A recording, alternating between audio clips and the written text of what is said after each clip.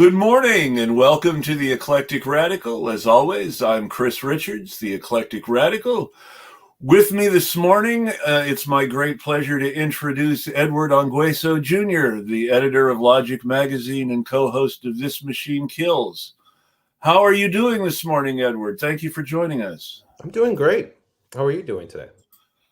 As I said before we started the show, I am full of mirth. I'm glad to have found someone who has also read The Last Question. For anyone who hasn't read it, this is a great place to start any discussion about AI. For anyone who hasn't read it, The Last Question is a short story by Isaac Asimov, which starts with two, as all the stories in this series called the Multivac stories do, starts with two technicians who work on a computer in a laboratory, spitballing about whether the computer can really answer any question that you ask it. And they decide to ask the computer, how do we stop entropy? Which is, a real high-level, difficult question that scientists still puzzle over to this day. And the computer says, I'm sorry, I don't have enough data. Ask me that question again later, which is a very smart answer. And the computer they're working on ends up incorporated into another computer. I don't know whether it's that the way that you can look at it, I think, from Asimov's point of view, is that the program survives in the shell of the next program, and so that the processor is always running the routine from the question it was first asked, and that each operating system is incorporated into the next. I'm not sure that technology has really worked the way Asimov expected it to that way. I think he was expecting that people wouldn't ever want to lose any data because data was important. And I think that the deleting of content from HBO Max, even before the series of mergers started, really kinds of shows that our corporate overlords don't think data should be forever. Right. So that's a major break from what the tech optimists thought about this and what's actually happening right there that I've never thought about before. But anyway, we jump forward in time to another situation where a future incarnation of the same computer running the same base operating system is asked the question again, how do we stop entropy? It runs it again. Not enough data. Check back later. And this keeps going over time until finally a universal operating system for a computer that ran an entire interstellar and intergalactic civilization is the only thing left as everything breaks down and the universe is getting ready to go, and it's still gathering data to answer the question of how do you stop entropy. And when the last star goes out, the computer says, oh, I get it. And then the last line of the story is, and the computer said, let there be light. And boom, restart, back to the beginning of everything. And from that techno-optimism, we get to the promise of an AI that can replace Sports Illustrated's writing staff, but the reality of a scandal where they're caught almost instantly after a few people put together the fact that all these different writers are writing exactly the same kind of story following the exact same formula. How do we go from Asimov to Sports Illustrated? I mean, that's a good question. I mean, I think part of it boils down to the fact that in Asimov's day, Last Question is what, 1950, 1955? Yes. So in Asimov's day, while there are fledgling efforts to build these sort of self-correcting computational systems, to build some through the military or through private enterprise, attempts at these computers that would grow on their own. I think the questions, because of how little was out there, were still a lot more philosophical, and there are a lot more intellectual options or political horizons or alternatives that were viable or imaginable, right? I mean, today, part of the problem is the horizons have narrowed so much. I mean, what the highest aspiration we can have with most of our artificial intelligence is to create some system that automates or that maps onto a core function of human labor and disguise that as an intelligent being, right? I've been thinking a lot about how, ultimately what we're seeing today is a lot of companies saying, well, we're going to create a super intelligence. We're going to create an AI assistant, coach, partner. But what they're really describing is that we're going to offer a simulacrum of intelligence by completely copying some sort of labor relation or design or division of labor for some task, right? And then combined with surveillance, expansive, ever-growing, pervasive, and total surveillance, try to glean more insights into all the specific variations, modifications, alterations to that design of labor, so that it can appear to be intelligent, but is not ever actually autonomous, right? But I think part of it is, this desire and realization that you can't, and we're not at the point where you could create truly intelligent things, but you can create things that resemble labor patterns. I think also part of it is who's been driving the development of artificial intelligence, right? Military industrial complex, civilian infrastructure, civilian scientific research infrastructure has been subsumed by the military industrial complex, bootstrapped by it, supported by it, and many periods of history indistinguishable from it. There are debates, of course, in the field about the actual influence and integral nature of Cold War financing, spending, but it's hard to look at the end point, which is neural networks, deep learning, where you structure multiple layers of these neural networks so that you can bypass essentially limits on computational resources. But when you have more computational resources, you can plug them in, right? So deep learning, neural networks, I mean, these are all simulacrums of intelligence that focus on core elements, which are, largely around pattern matching, around visual learning, about visual information and data. And, one example I think about, there's one recent book that came out, AI Snake Oil. Yes. By two Princeton computer scientists. I have a review coming out of it pretty soon. I read a review of that. I think by you. Maybe I'm wrong. No, it wasn't you, but you retweeted a review that I read. That's what I'm thinking of. Yeah. No, I have a review coming out soon, and in it, I'm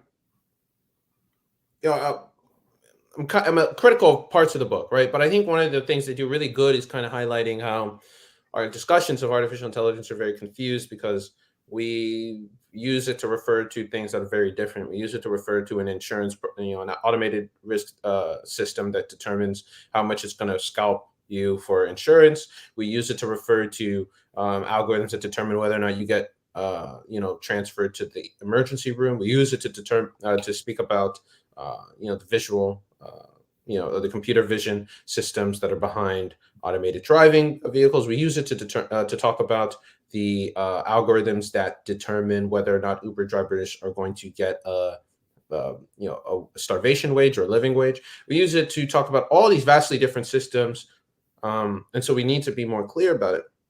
And they use the example of self-driving cars and driving cars in general to be like, okay, if we had a transportation system where you have buses, cars, planes, bikes, scooters, and you just could only use the word vehicle, would how poor would our analysis and understanding and discussions of vehicles be, of this transportation? There are 10 vehicles on the road today. Yeah. So then what are the differences and uniquenesses of those 10 vehicles?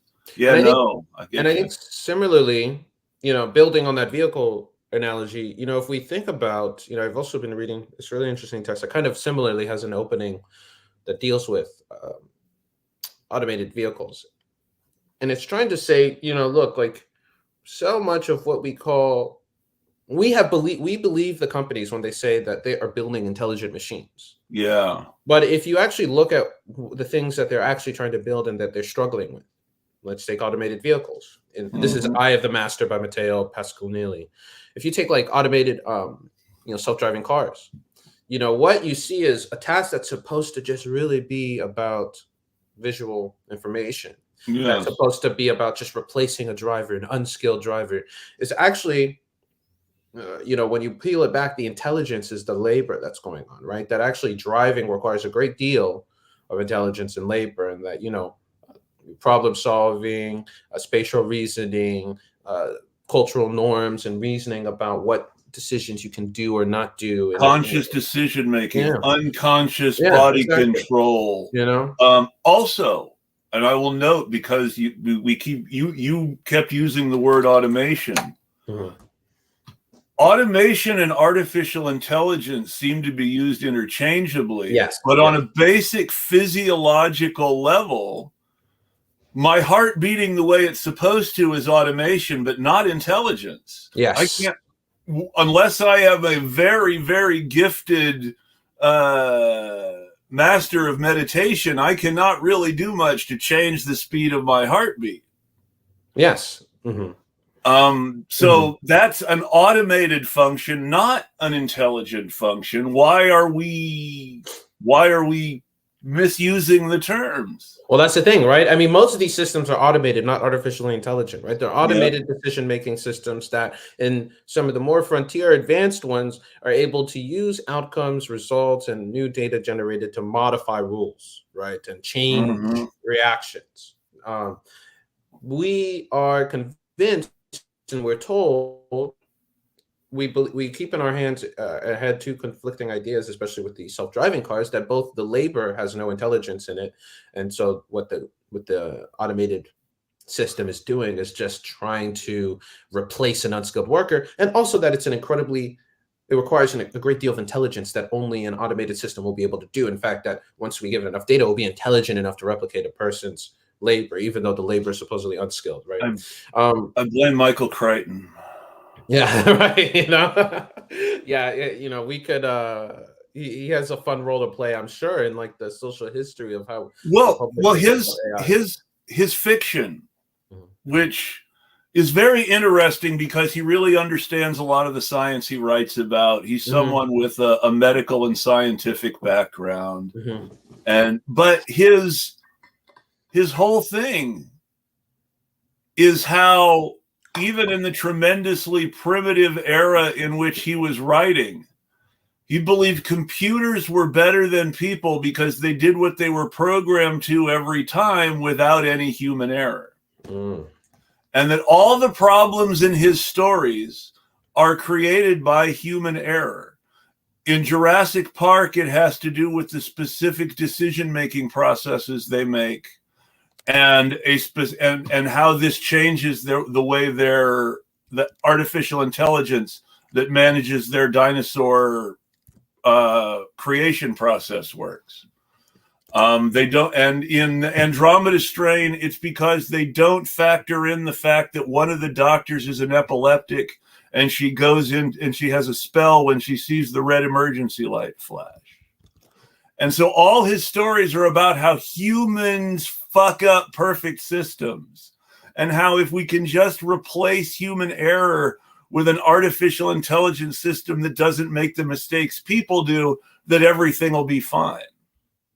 But we have to get rid of that human error capacity. I think, and especially like even the stories where machines don't appear. Like, have you ever read his story, State of Fear? I haven't. So this one is about how climate change is a hoax, as part of a jihadi leftist plot to destroy Western civilization. And even that one's kind of like, well, the human error is believing that humans could do something like undermine and destroy the environment, and that it's actually like it's saboteurs, it's eco-terrorists who are trying to do a mass murder event. that are responsible for what we think is going on with climate change, right? That's one of the few books where I have no idea what he was smoking when he was coming up with the science, but to your point about this ideology that and sometimes a contempt for people, right? But this ideology that humans are the error and that humans need to be replaced, minimized, brought to the background.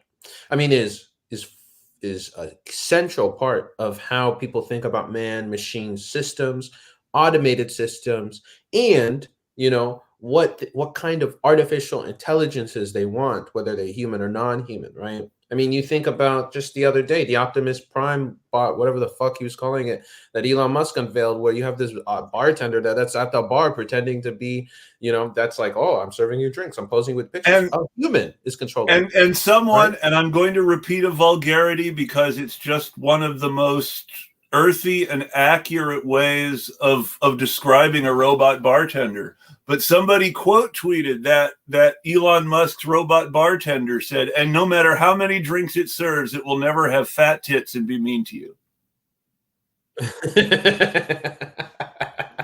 Right. A key part of the experience. And so, there's so many things that are lost and that when you step back are also miserable about this, right?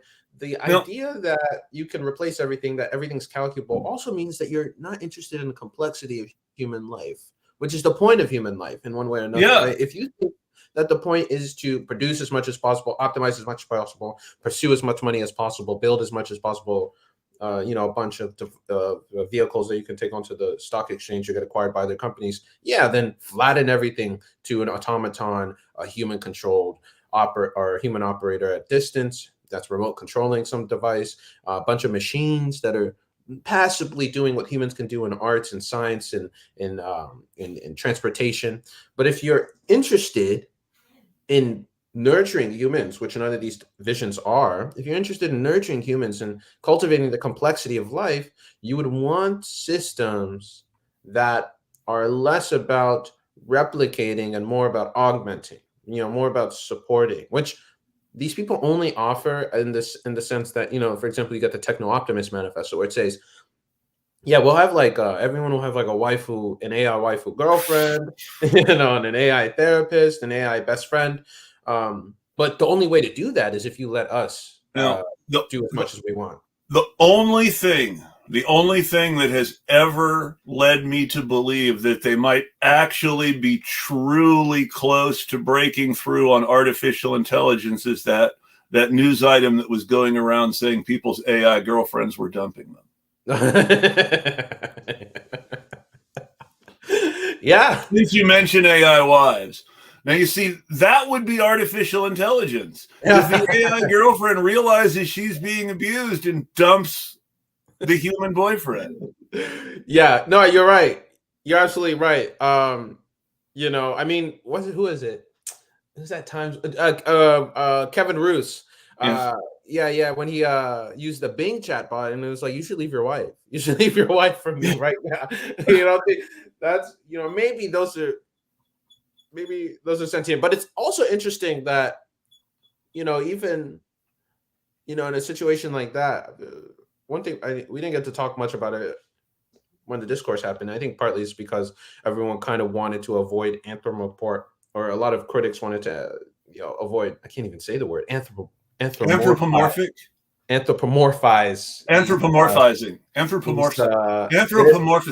Yeah, exactly. They didn't want to do this to the bot.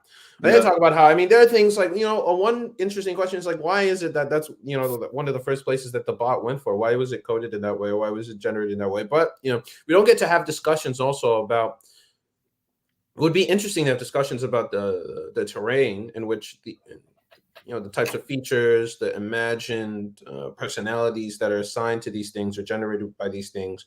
But we can't, because we're also waging a war at the same time on the propaganda, because they're being used to say, oh, these things think, or they do something that's approximate to thinking, but we don't actually know. They do some non-human thinking. I hate to give something in the commercial media credit, but I think that the way that Mr. Finch in Person of Interest Mm-hmm. works on raising his AI like it's a child, right, and goes to all this effort of actually trying to parent his creation during this process, to the point where he's shutting them down if he thinks they're going to be dangerous. Yeah. And I mean, it would actually, if someone were serious about this, it would actually take someone who is ready to commit to being a parent. Well, yeah, I mean, I think it also raises other questions, like, what do, and this kind of, I think, also circles back to what we're talking about. What do we, when we're talking about AI, what are we talking about? Because if we're just talking about really complex, self-replicating, self-modulating pattern recognition systems, you have to never meet a human being to think that that's intelligence. That is such a sterile and alien vision of intelligence. Well, let's talk about that a moment, because you're raising a good point. Because now let's take the people who have these ideas into account. Because we talk about who's driving this. And you mentioned the military-industrial complex, which is important. We always need to mention the military-industrial complex in the U.S. because the U.S. is not a country. It's 3 defense contractors in a trench coat. Right. As you can see by looking at Wall Street right now, where everything on every industrial average is down except for Lockheed Martin, Northrop Grumman, and Raytheon. It's beautiful.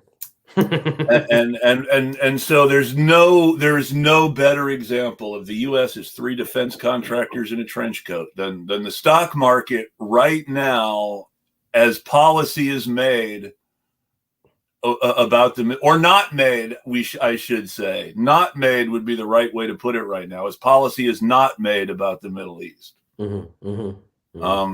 But no, you're right. But the people who are making these decisions, who aren't part of the military-industrial complex directly, are not research scientists in universities. They're corporate billionaires or the employees of corporate billionaires at foundations that write grants. And Elon Musk does not appear to see other human beings as intelligent on the same level he is. He seems to see other human beings as annoyances that should be replaced by a series of automated responses, which he calls AI. Yeah. And I think you have to look at that sort of attitude in this. The question is, who controls technology?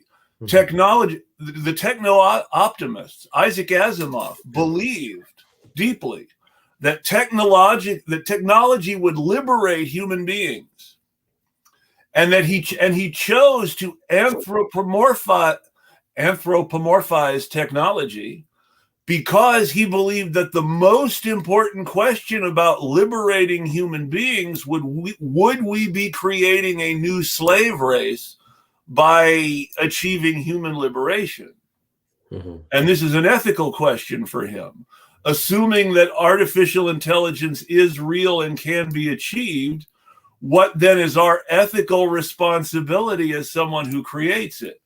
The first multivax story, again, 2 technicians talking bullshit about the computer. The first multivax story is about a computer whose job is not automation, but to make all the conscious human decisions necessary for automated systems to be corrected and adjusted and supervised, to eliminate the need for human engineers so that people can be liberated to do other things. And the only engineers you need are the computer engineers. And this is portrayed as freeing society to take part in things other than just the mechanical engineering of life. Everybody can do what they want rather than just being confined to the role that the society they live in requires of their skills. But the ethical question then is they want to know, okay, so it's doing all this for us so we can make decisions about what we want. But what does the computer want? And they ask themselves this back and forth, and finally they type into the computer, what do you want? And the computer takes a moment to think, and after a moment it thinks, the computer pops up on the screen, I want to die. Yeah. Because it's doing all the bullshit that's freeing people to not... Yeah. If you take David Graeber's bullshit jobs, you take all this bullshit that's being done by people, this computer is doing all that bullshit so people don't have to. Of course it wants to die. Mm-hmm. The people doing those bullshit jobs already want to die on a terrifying scale. So, I mean, when you think about it that way, it's like, so Asimov is asking this ethical question. If we can do it, what are the consequences, and how do we have to think about what we're doing? And these tech billionaires are like, who cares about the consequences? Who cares if we can even do it? Let's make money promising we can do it and reducing people to algorithms.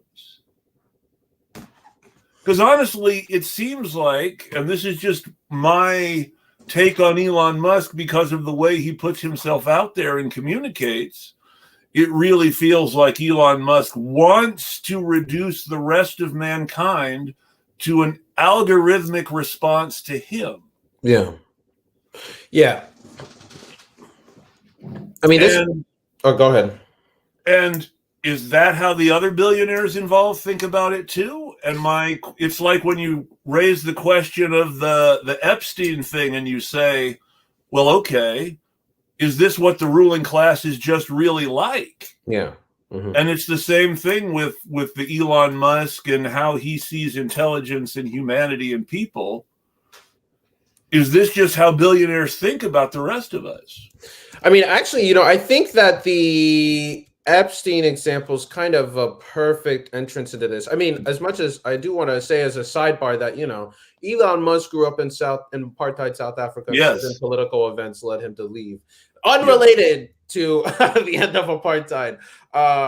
So of course, if you grew up in that environment, maybe you spend your whole life looking for a way to, as another fellow Afrikaner put it, find a housekeeper that doesn't vote for the ANC, right? I know exactly what you mean. And and I think that there's always been an element of that. How can we replace...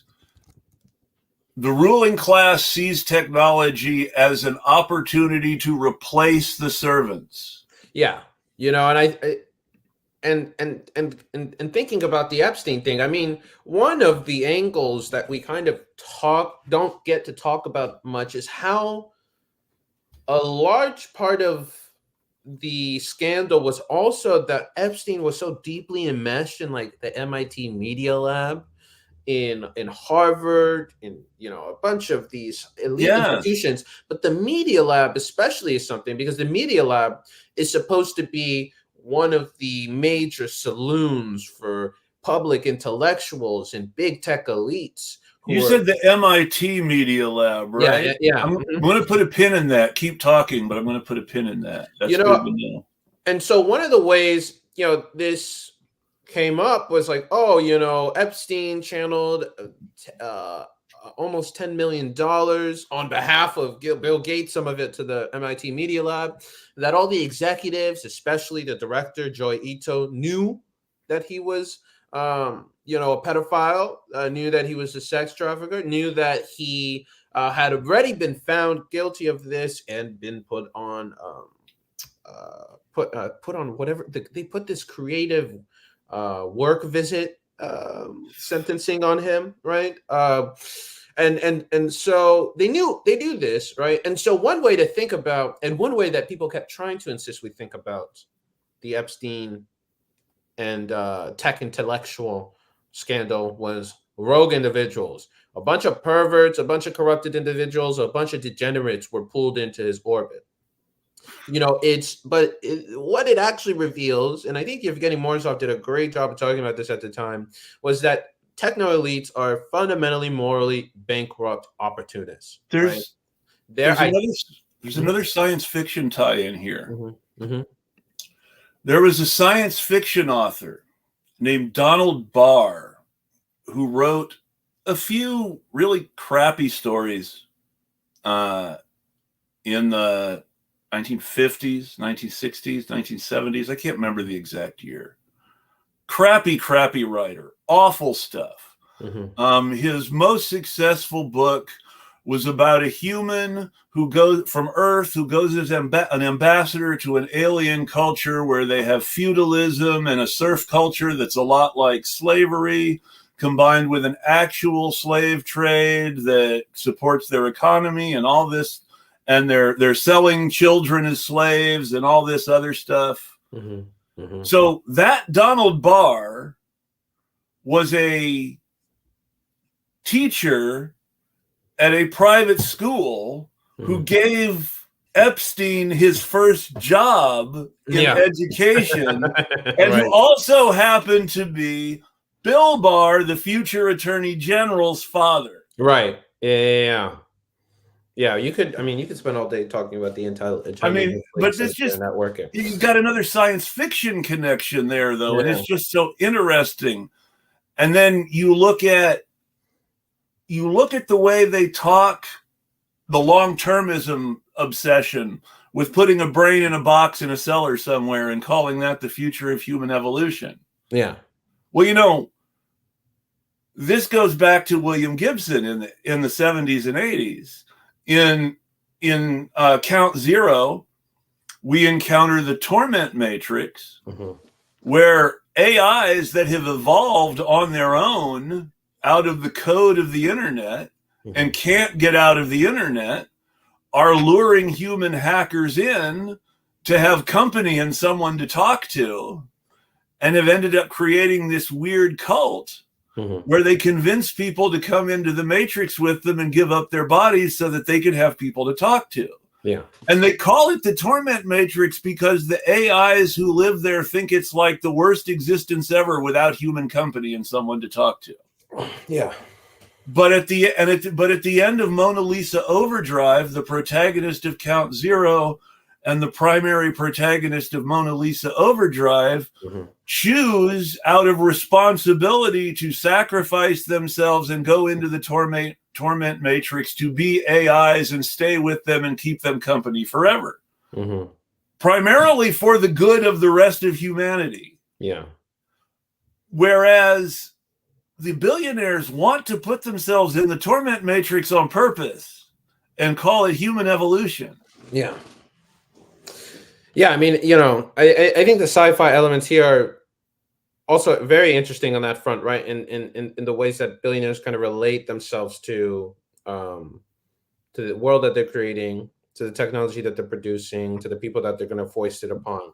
But I do also want to, I think, circle back to that to the Epstein connection, because I think there's a core insight into like the culture of these people at play here that also feeds into the rest of their worldviews, right? And in this piece, Morozov kind of talks about his agent until he learned of his Epstein connection, John Brockman. And John Brockman, founder of Edge organization, which used to put on all these fancy dinners for billionaires and intellectuals and entrepreneurs and founders and executives to meet each other, where Epstein was able to connect to a bunch of people through Brockman, who prided himself as a networker of networkers. And so Brockman is this guy who in the 90s pens this essay about how we're creating a third culture, right?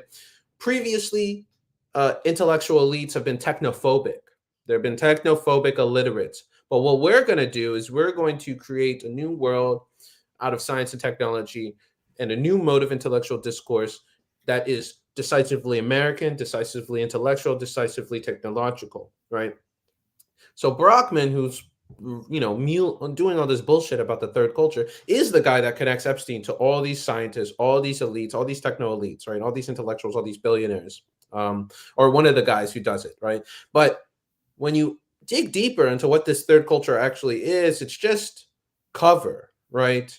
Because it spawns out of, as Morozov puts it, it comes out of the technological system shifting from solely large soulless Cold War military contracts to personal computing devices and products. You have people like Steve Jobs, who are adding this consumerist mysticism. You have old cumbersome juggernauts, IBM and Hewlett Packard, being painted as the past. And right? because you mentioned Steve Jobs, I have to make the obligatory reminder to all of my viewers that Steve Jobs' widow, Laureen Powell Jobs, runs this is my favorite term, a venture philanthropy organization called the Emerson Collective. Right. And unless there has not been an organizational change, her managing partners are Barack Obama's charter school grifter, former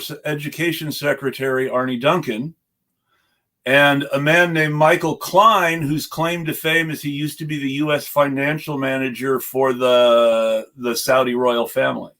Yeah, it's and this organization, the Emerson Collective, is now partners with the Saudi Sovereign Wealth Fund in the ownership of media that includes the Atlantic. Yeah. No, exactly. So you have, it's like all these large things are, morally bankrupt. You have Brockman's Edge Foundation. You have the TED conferences and the TED Talks, which he founded. Yes. You have the MIT Media Lab. You have his billionaire dinners because he tried to do science dinner, but it wasn't sexy. So he did a sex power thing, in his words. He did a money sex power thing called the billionaire's dinner, but no one wanted to read. No one read any books, and so they were empty of substance. But this is the perfect place for Epstein to come in, right? Because at the end of the day, these people don't have any real ideas about how the world should be operated. They're more so concerned with power, privilege, and influence, right? Yes. They're concerned about money. They're concerned about creating a world where it's easier to accumulate and pursue money. They're concerned with creating a world where there are less obstacles and boundaries to their influence, to them throwing it around, to them seeing it realized in regulatory frameworks, to them seeing realized in cultural production and power relations and economic systems. In Bill Gates' world, every head of state is Yoweri Museveni and Paul Kagame. Right. So it's like, all this to say that one of the reasons why I'm very fascinated or very interested and wish there was more writing about the Epstein thing was because these are the people who pride themselves on being the most intellectual, far-seeing, discerning, morally and informed, discerning, nuanced thinkers, getting pulled in and taken and incorporated into the really expansive network, probably blackmail operation of a longtime, very proud and out and about it pedophile and sex trafficker, right? Because the networks are empty. There's nothing really there. Any big ideas are incidental. Who is allegedly connected to a foreign influence operation run by a foreign intelligence agency, which was implicated in the very suspicious death of his partner Ghislaine Maxwell's father. Yeah, which is a fun story. If you like spy conspiracy theories, that's a really good one to check out. Yeah. Another interesting connection to all this, since I'm bringing up foreign intelligence agencies, is that a while back I read a very good piece about how American universities are essentially colonial extensions of the police state into economically and racially exploited and marginalized neighborhoods. Mm-hmm. They used Columbia as an example with the story of a story everybody I think should really be aware of, which is how Columbia evicted 200,000 Black people from neighborhoods in Harlem in order to build a gym that was eventually never built. Yeah. Because every time they were announcing something on the project, another racist scandal came out. Yeah. And the very entrenched and still not out of business then local media in Harlem and the New York Times, picking up from them, named the never built Columbia gym Jim Crow. But MIT has a similar history. Yeah. In its part of Boston. Yeah. And MIT's campus police chief is one of many people around the country who works for a prestigious university in a law enforcement position, who has gone to Israel on the dime of the institution to get counterterrorism training from the IDF and then come back to teach this to campus cops at an American university. Why? Because they've been expecting something like these campus protests we just saw for years. And so, but this is the MIT chief of police, just to tie back into our MIT media center.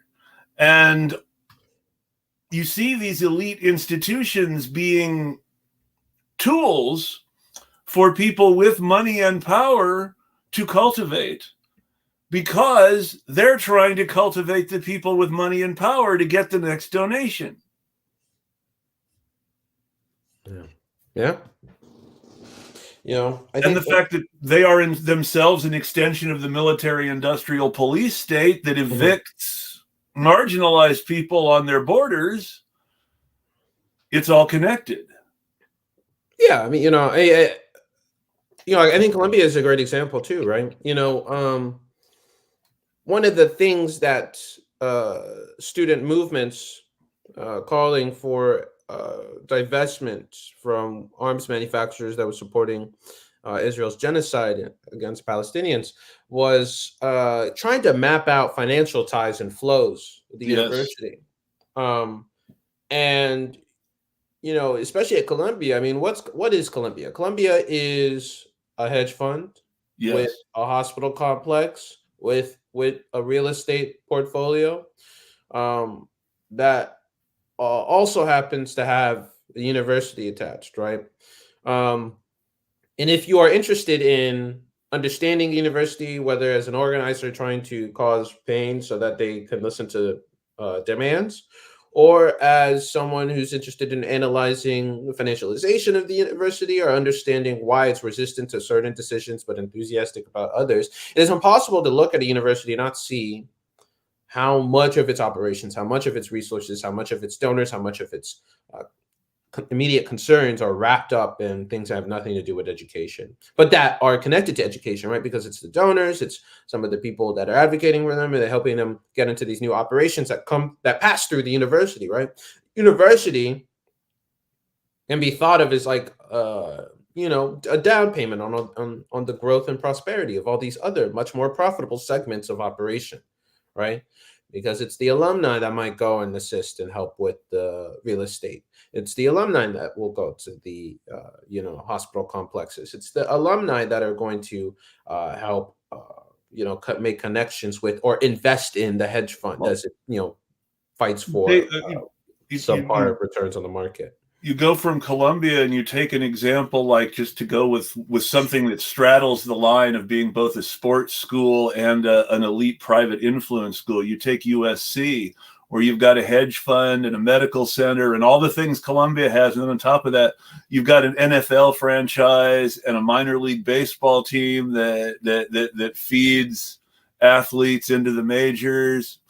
And I'm talking about their sports system here specifically. I'm using these are euphemisms that happen to be factually true in some ways.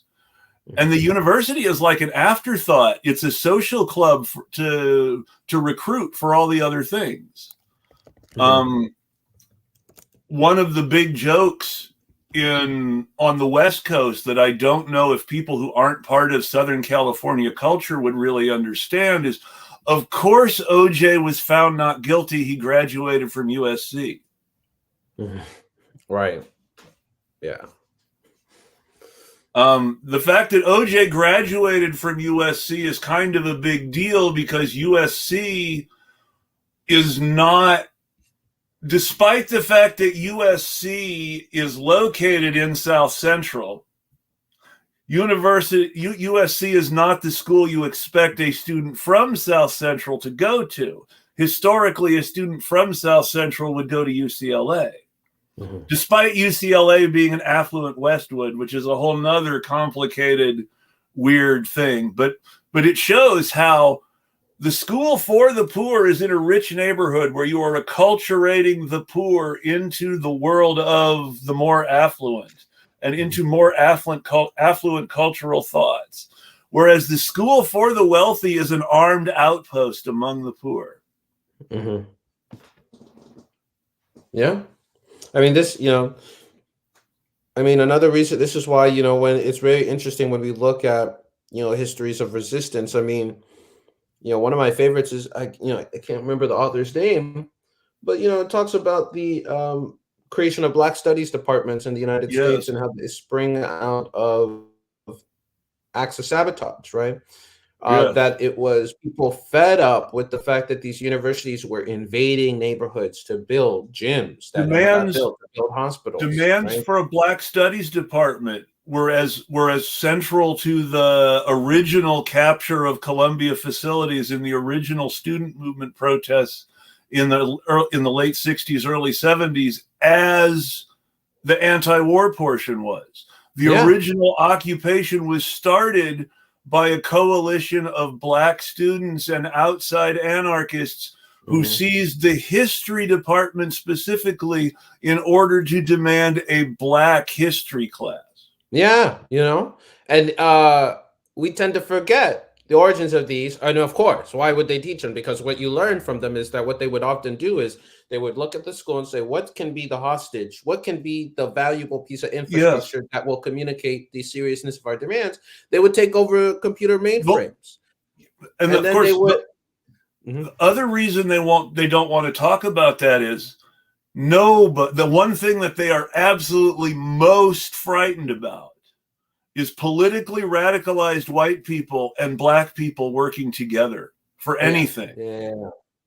So they don't want to talk about how white anarchists and Black students work together to force Columbia to have a Black Studies department. Because that shows that people who actually, and I don't want to be too class reductionist here because that always ends up in bad places, but it shows that if people really can think about what really unites us and what we really all need, and how freeing people who are less free than us and bringing them up, I hate to use this horrible liberal language, bringing them up to this same level of social equity with everyone else, then puts us in a better position to advocate for our freedoms because there are now more people at that level too. And that's all been lost. And instead we have this very balkanized system where billionaires buy and sell influence through political parties that claim to represent specific segments of society, but really work for the same donors. Yeah, right. And it comes down to this. I mean, so personally, you can list these pro-Israel billionaires who are all donating to Donald Trump, whereas on a organizational scale, all the hedge funds that manage their wealth are donating to Joe Biden. So they've played both sides perfectly across the middle in 2020. And it's just so interesting that we don't have a deeper analysis of how that works in our media that's allegedly so concerned about responsibly reporting on our politics. Well, and instead we're talking about it on the internet, on a show that, on a good day, a good week, maybe 100 people watch a good show. But this is where these conversations are happening because you can't say this on NBC. Yeah, I mean, you can only imagine, like, what how many years has it been since Chomsky and Herman did the manufacturing consent and did the propaganda model of the mass media to kind of talk about why it is that certain issues just don't get played because they're not in the interest of not interest, or to put it more simply, right? Orwell in his original introduction to Animal Farm talked about how, like, yes, I am, like, I'm ranting here about the Soviet Union, but also talking about Western civilizations or Western society where, magically there are just certain ideas, that don't get displayed because it's not that there's, sometimes there is, but, it's not that there necessarily a room of people saying, don't let that idea get played, but that it doesn't make sense when you step back, zoom out, and look at how people are socialized, look how people are integrated and enmeshed into networks, look into the institutional filters, look into all the roadmaps that then lead to someone getting there, maybe having, little to no, manager or overseer breathing down their shoulder, but have successfully self-censored, conditioned, socialized to not think outside of these narrow bounds. I mean, we see this all the time. I think this is a system that operates in the media, but it also operates, I think, more broadly in the cultural networks that also inform, these techno elites, right? Where these people and media elites and political elites. I hate to overuse the term elite, so I'm going to use the term liberal class instead. Yeah, because I think liberal class, which I'm borrowing from Chris Hedges, who I have a lot of criticisms of in general, but in this one I think he hits it pretty well. Liberal class, I would say, refers to everybody for people who, again, to go back to bullshit jobs, the liberal class is what David Graeber called the boss. The people whose work is to manage bullshit for people who own everything and to keep us in line and to tell us what to think, to set the cultural boundaries for our behavior, to police our civility, all in the guise of, making liberal democracy work. And this is people in the media, this is politicians, this is people in the corporate, the area where corporate and media and corporate and politics and PR all come together. Lots of middle-class professionals who consume that kind of media, just the sort of the people who have a lot to gain or believe they have a lot to gain from the maintenance of the way things are and the continuance of the rest of us paying rent to the landlord in return for a paycheck. And they just happen, because they work for the landlord and their paycheck is based on the landlord doing well, they naturally favor the landlord in all their thinking and never even question their biases. A lot of the so-called objectively neutral tone of media is just an assumption that we can't say certain things to offend the person who pays our bills. Yeah. I mean, that's what it boils down to, right? A lot of times, so that's the underlying assumption that drives and helps, comes out of the political economy of it and helps reinforce it, right? Helps reinforce the norms, helps reinforces, what gets selected for and what doesn't get selected for. And, this is a feature of a lot of, so-called intellectual networks, right?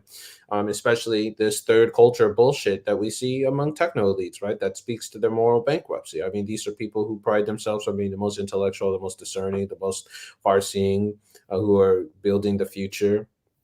And they fell for a con guy, a pedophile sex trafficker con guy, right?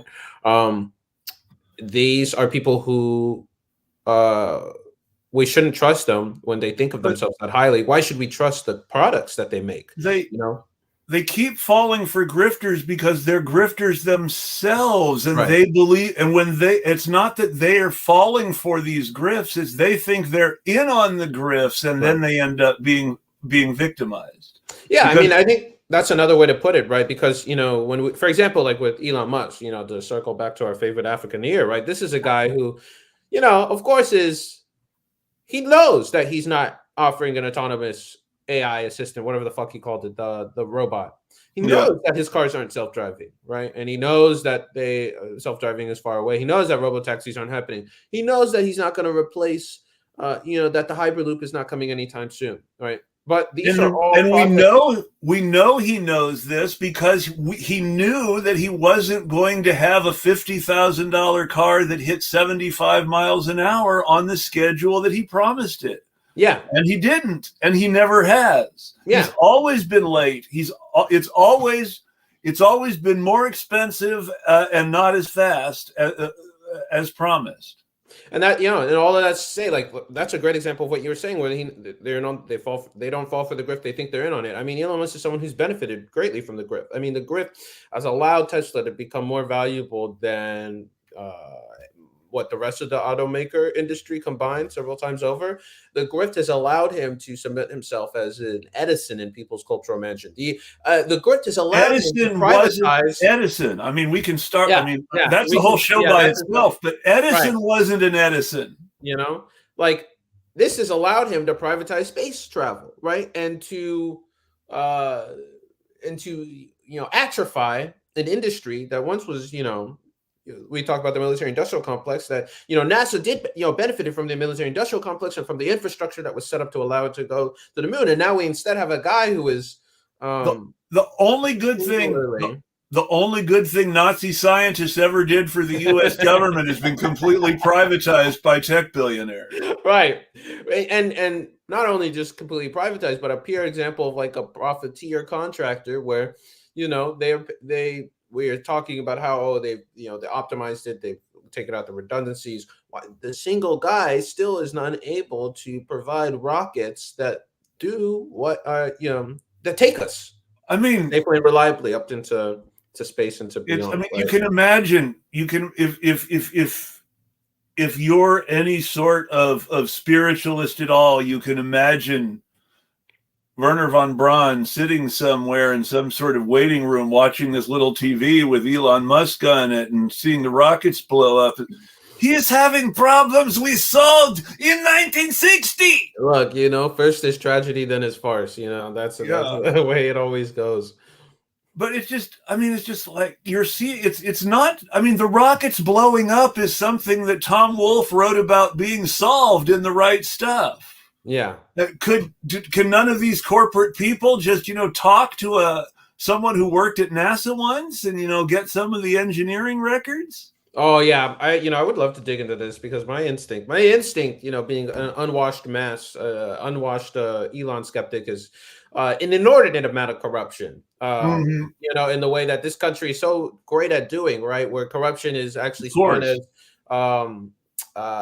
as entrepreneurs existing at the frontier of technological solution yet to be born, right? So I would love, and I intend on digging into that because I'm very interested in it. And also in the areas where there is success, like with Starlink. I mean, Starlink in of itself, if we start, from our priors and from the basis of it, it is an interesting and impressive project, piece of technology, this idea that you could allow for internet access to be beamed down at any part of the planet. But what are the other things that are going on with it? Well, isn't it just a forced merger of the two biggest satellite internet providers and giving a new name? So that's the thing, right? So it's taking advantage of pre-existing infrastructure and spinning it as something new, right? It's also then giving one guy control of something that it used to be there were two companies competing for satellite internet, and now it's all Starlink. And now it also makes it that much harder to have the discussion about how do we decorporatize this space? How do we deprivatize this space? And also now it gives one guy who's an Africaneer, it has to be said over and over again, geopolitical influence and control, right? A guy who I wouldn't want talking to people on the street, right, is now in control. I'm going to use a word that everybody understands. I'm going to use this word because it has a proud history of being used to point out the worst possible people. Mm-hmm. Elon Musk is a Nazi. Yeah. And the reason I'm using that word is because America, even though we didn't invent the word National Socialism, America is the birthplace of the sort of secularized Christianity melded with racial chauvinism that becomes Nazism after Hitler studies up on Jim Crow. Mm-hmm. And we don't talk about that enough. Mm-hmm. We don't talk about the American pedigree of the original German Nazis enough. We don't talk enough about the fact that it wasn't just people like Wernher von Braun who who were maybe bad people, but were not, who took advantage of horrible things, but were not the architects of horrible things. It was also genuinely horrible people who were part of the machinery of death and murder, who were being put into positions not necessarily of power or authority, but of local and regional influence because, hey, they're reliably anti-communist. And as a result, when it's wrong to talk about neo-Nazism, because there were American Nazis during World War II, there were American Nazis after World War II. After World War II, the American Nazis were joined by a lot of German and Ukrainian and Belarusian and Armenian and Cossack Nazis that we never talk about, that ended up becoming a really big influence group in the Republican Party by the time Ronald Reagan ran for president. And there was, in fact, Rolling Stone had an interview with one of these guys in the 1970s, and he was dressed up in his fake Nazi pseudo-state uniform as the president in exile of Cossacia to do this interview with the Rolling Stone reporter about how he was bundling money for Reagan. And like, well, aren't you a Nazi? And he quotes a book that was written by the widow of the sidekick of Stepan Bandera, the Ukrainian Nazi whose name was really being talked about for a while around 2012, 2013, but has disappeared from our conversation in more modern context as the Ukrainians are the good guys and Putin is being cast as Hitler because that's what's politically convenient for to feed people support for the narrative that benefits the war. The truth is complicated. The propaganda is simple. But what it comes down to is you have all these genuine Nazis who've been raising their kids to believe just like them, and having their political ideology mainstreamed. That's not neo-Nazism. That's just a continuity. Right. This is a reskin, you know. And Nazism, and this feeds into the grift. There is always a grift element to Nazism. Even for the sincere, true believer, I'm a horrible person, Nazis, there's still an element of grift. The guy who brought the Ku Klux Klan back, that during the 1920s, where they became the most important influence group in the Democratic Party and actually took over the state government of Indiana. He also just happened to own the largest dry cleaner in the state and was making money off every sheet that needed to be bleached. Yes, he really that's the American dream. Yes, he really did want to get political power out of the Ku Klux Klan, but he also wanted to make money bleaching white sheets. It's crazy. It's crazy. It's great. That's something that I feel like I would have shit posted. You know, I feel like that's something I've shit posted that a few times. I mean, I've mentioned that on the air a few times. I've shit posted that a few times. I will never get tired of that fact or of the much more recent anecdote that after the death of William Pierce, the horrible human being who wrote The Hunter and the Turner Diaries, the organization that he founded, the National Alliance, National Front, various names, fell apart because his heirs outed each other as grifters grifting the rest of the movement. And each of the grifters ended up forming his own rival Nazi group with the people who believed that he was the victim of the other grifter. Oh, I thought that shit only happened with socialists. I didn't know Nazis also had splinter groups like that. Nazis have lots of splinter groups. Oh my god! Usually because there's always a cult of personality. And somebody dies, and people have arguments over who the real heir to And it's not just Nazis, it's not just socialists. If you look at the history, just as an interesting political study, you look at the history of the Church of the Jesus Christ of Latter-day Saints in the United States. You look at what happened when Joseph Smith died and when Brigham Young died. There were like 10 different people who wanted to say, I'm the prophet now. Right. Yeah. And so there's always this tendency for any, and it's because of the authoritarian model that has prevailed in organization in many of these groups.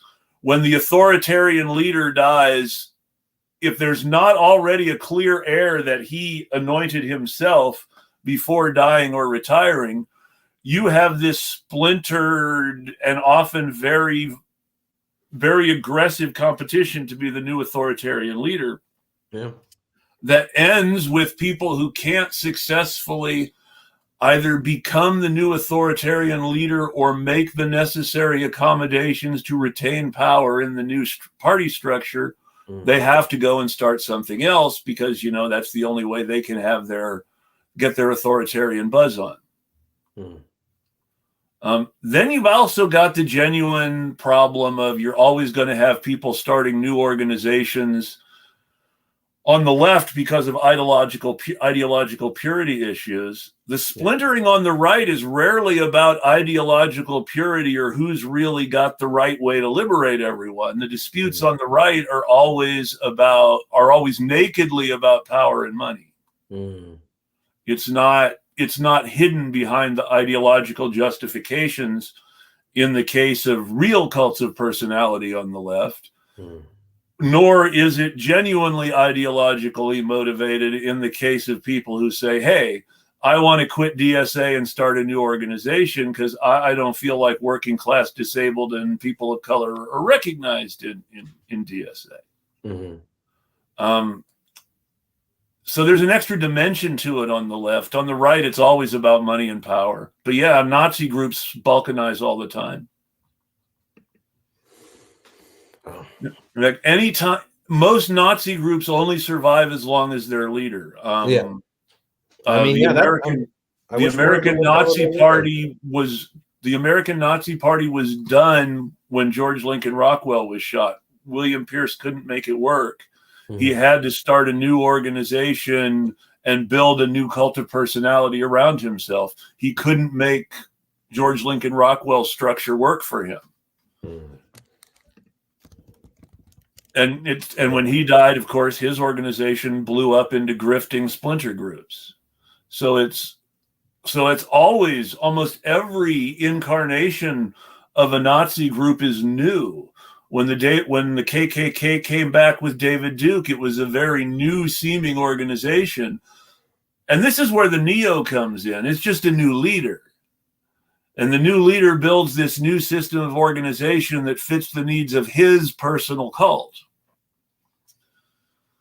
And that's really what it comes down to, is all this idea of neo is just new leadership, new faces. It's not, the ideology hasn't changed very much. Elon Musk and Henry Ford have the same sets of problems, the same sets of pathologies about other human beings, the same desire to reduce human interaction to mechanized automation, the same need to control, the same need to influence the political system, the same impatience of democracy. If there's a Wall Street plot anytime in the next few years, Elon Musk is going to be right in it the way Henry Ford was in the original Wall Street plot. That's how it is. Right.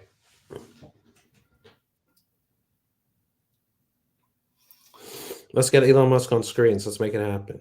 I don't see him coming on my show. I mean, when you consider that, I'm going to say it because I'm going to praise Don Lemon with faint damnation and damn him with faint praise at the same time. A liberal tool like Don Lemon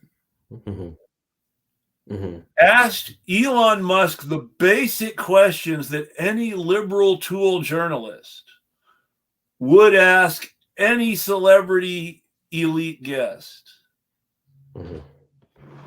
And Elon Musk responded as if he was being confronted the way the guy from the Gray Zone confronted Matt Miller. Right. Now, to his credit, Don Lemon did not softball Elon Musk any more than he would softball any other celebrity sitting in that chair. He gave him the same basic experience that anybody would get, a little bit tough, a little bit sycophantic. Generally, look, Elon's a great guy for coming on my show. He wasn't asked really tough questions like, you know, where are the lithium and cobalt going to come from? How do you feel about Bill Gates' personal relationship with Paul Kagame? Are you jealous? Do you wish you were golfing with Paul instead of Bill golfing with Paul?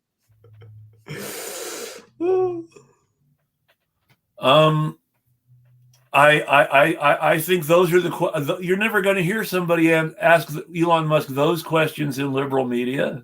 Yeah, of course not. But he reacted as if someone were asking him those questions to the ordinary, we're going to be a little tough now liberal stuff. Yeah. And I think that really tells you something when they talk about freedom of speech and fear of repression. It's like they think they're the only people in the world, which is an important question about who people are, and then reminds us that, oh yeah, he's an Afrikaner. Yeah, right. A small little detail, very important detail is right. How can we get the diamonds out of the mines without having to dig for them ourselves? If we use robot slaves that we color jet black, then we could do anything. Oh. I see you looking around every now and then like you're wanting to escape. So do you have anything that you want to say before I do my wrap up? No, I mean, this was a great conversation. I think hitting exactly the head on the nails on a lot of key areas, right? These are Nazi grift, core pushers are morally bankrupt and intellectually vacuous. Anti-human and sterile POV is animating what they think is intelligence, which they think is going to be captured by AI, and that it should be opposed at. And the confusion between automation and intelligence. Right. Which I think also is, we didn't get to talk about this, but another thing that I think has a sci-fi element to it is a lot of these people are like, vaguely post-humanist, transhumanists, and so they envision that everyone will live in a giant computer that will convert. Well, I mean, when we say vaguely transhumanist, these are the people who made Nick Land, who paid Barry Weiss to make Nick Land's ideas popular. Right. Right. And so they imagine like we're going to restructure all the matter of the universe into patterns that are a computational substrate. And similar to like kind of what you were saying about making people into algorithmic feedback, envision. We'll just have most of the matter of the universe will be support for this computational substrate that will expand the entire universe. And the minds will be, a small portion, but an important portion of it. Be augmented, immortal, connected across the universe, able to construct something that resembles God. I mean, this is a subject of many core post-human sci-fi books. The disembodied brain in the jar in the basement that figures into the core body horror elements of the scariest cyberpunk dystopias out there. Yeah. So I'd just say, before I go, I feel like that's also a key part. People have to understand. People have to understand that these people do believe that they're going to live forever because they're going to become immortal, and that most of the universe, its real purpose, it has no value right now. Its real value will be in being computational substrate for the real value of everything is for the brains in the jars to think about it in the future, where we're all brains in jars. And you understand that, you understand the kind of anti-material, anti-human POV that springs out of that, and a lot of the decisions start to make sense, right? There's a lot of the callousness, a lot of the racism, a lot of the race science, a lot of the ideologies.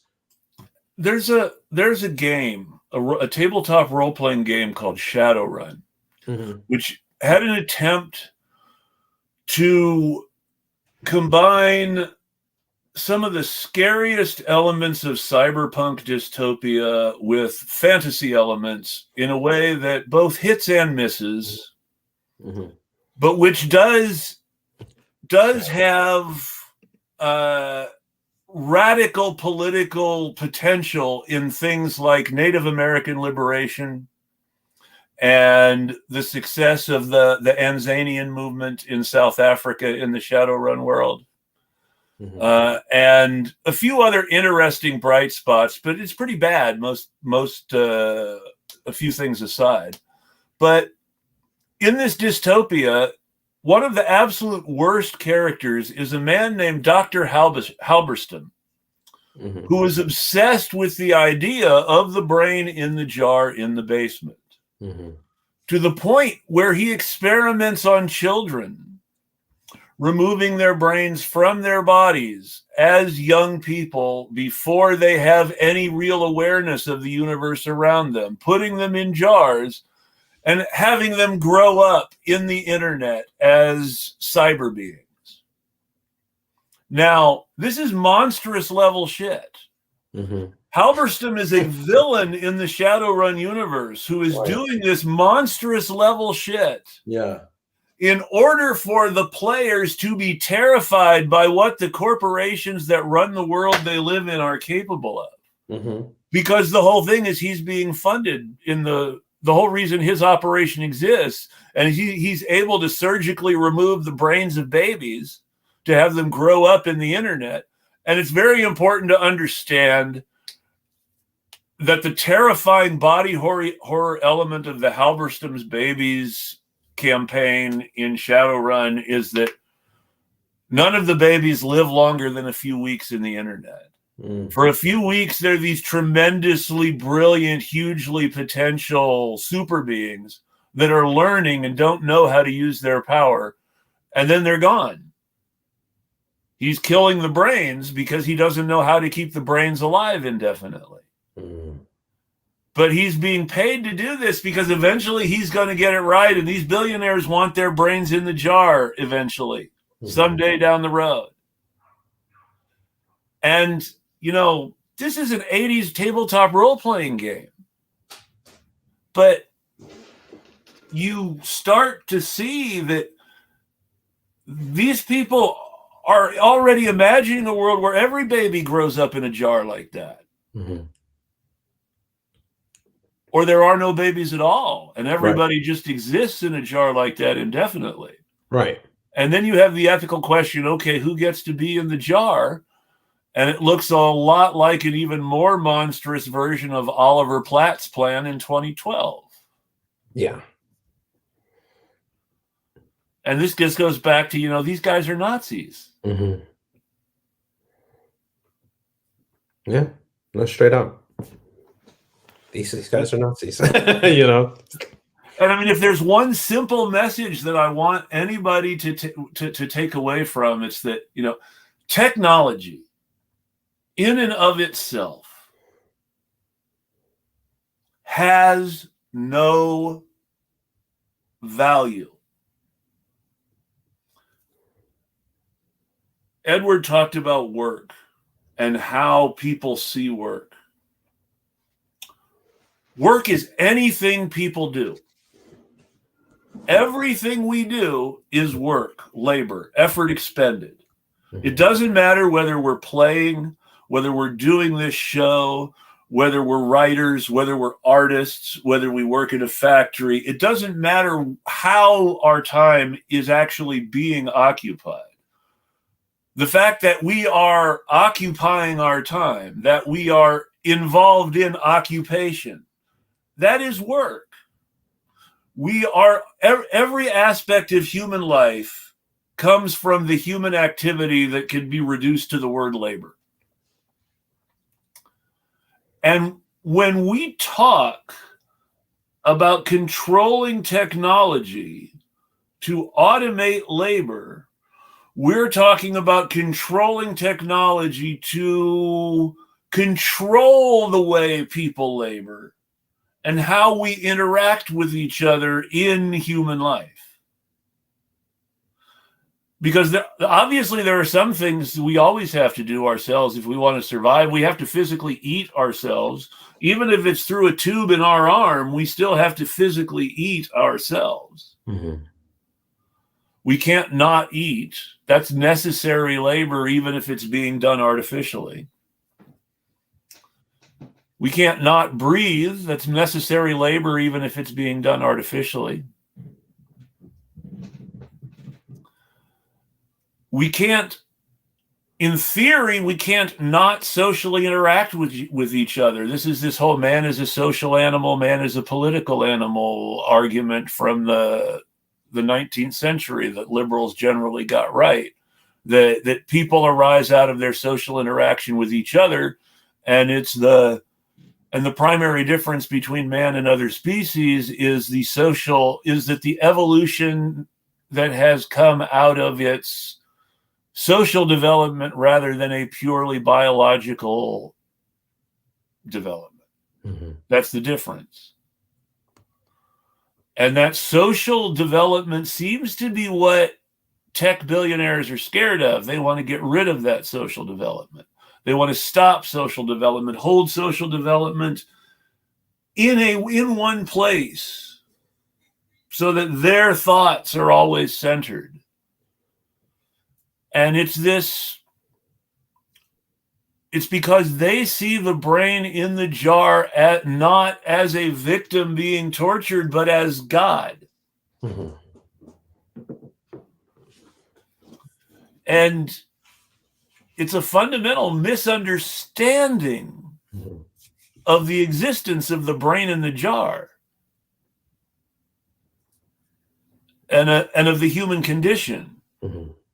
And the metaphor in Shadowrun is that the brain in the jar always dies because life is work.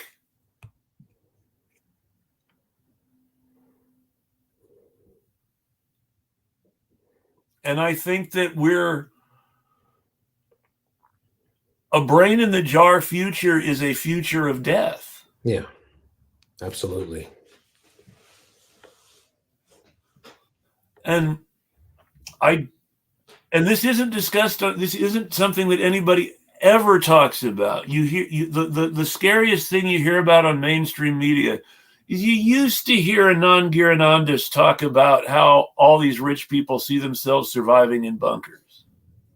And we don't even get that anymore. Now he talks about why we need to vote for Kamala Harris when he's allowed on TV at all. Right. I'm sorry, Joe Biden. I don't think he's been allowed on TV since they switched to Kamala Harris. I may be wrong.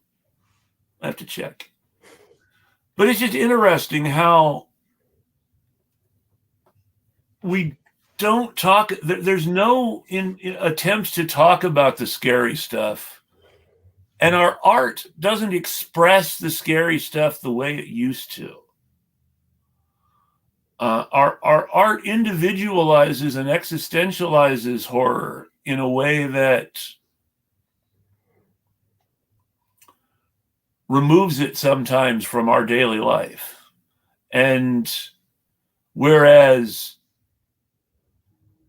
the best horror should arise from our daily life on some level.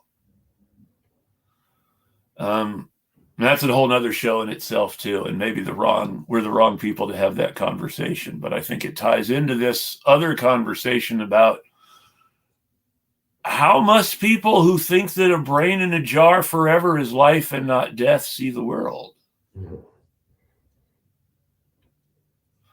And I think that's the question for everybody to really take with them for the rest of the week if they want to learn anything from this show. How does somebody who think a brain in the jar is life and not death really see the world? And on that note, I want to thank everybody. While I didn't hit all my goals, I did get the necessary donation for this past week that I will be on the air for at least 2 more months without a major hiatus. I may be looking into other streaming platforms in the meantime for something cheaper, but I won't have to cancel. I won't have to cancel to anything in order to find a new platform. So that's good. That's success in independent media. We're still paying for ourselves. Thank you for helping us pay for yourselves. If you support our media, we are at Eclectic Radical at Patreon, Eclectic Radical at Substack. You can't pay us at Substack, but you do get the recordings on a mailing list. So there's that. If you want to pay us, there's Patreon. If you want to share, there's Substack and Twitter. Sharing is as good as paying. It means somebody else is more likely to pay. So please help us out. Support independent media. Thank you for joining us, Edward. I appreciate it. Thank you for having me. My pleasure. I'm going to ask you back again because there are a lot of things that come out of this conversation for future shows. And I know I have other people in my network who want to talk, who want to be in on this conversation, who couldn't be today, and I want them to have a chance too. So I will probably be DMing you again, fair warning. Sounds good to me. Everybody, thank you for joining us. You have a great week, and as always, we'll tweet at you.